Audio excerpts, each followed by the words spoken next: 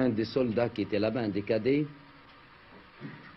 me fit signe de le suivre.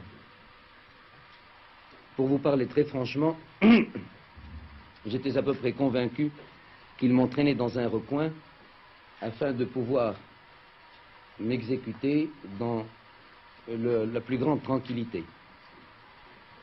Lorsqu'il se vit à l'abri des regards indiscrets, il se mit au garde à vous. Je lui commandai repos, il se remit au repos. Je lui recommandai garde à vous, lui tendai ma main et lui dis qu'attendu pour baiser ma main. Ce qu'il fit. Alors je lui dis, mais qu'est-ce que c'est que cette histoire?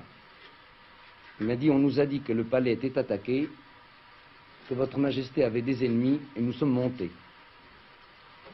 Maintenant, je tiens à vous dire que vous en avez encore des ennemis, veuillez vous cacher.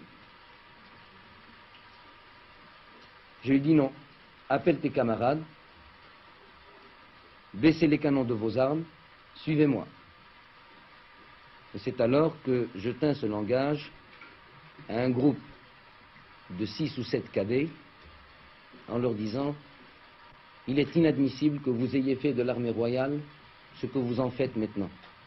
Cela est indigne et non conforme à ce que j'attendais de vous.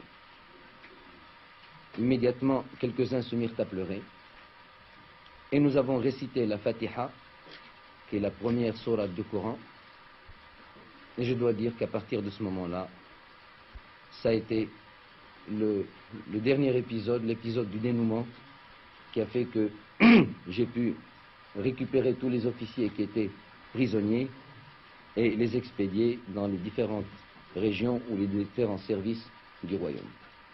Serait-il possible de rencontrer et d'interviewer les officiers rebelles actuellement arrêtés?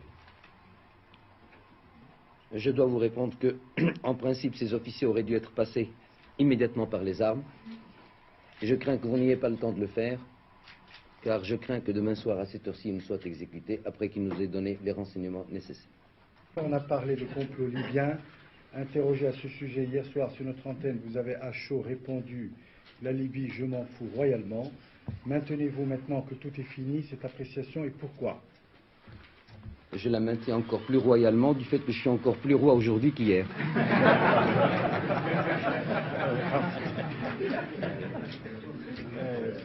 Quelles sont, Majesté, les dimensions et la nature des pouvoirs accordés par le roi Hassan II au général Oufkir et quelles limites est-elle fixée à leur durée? Le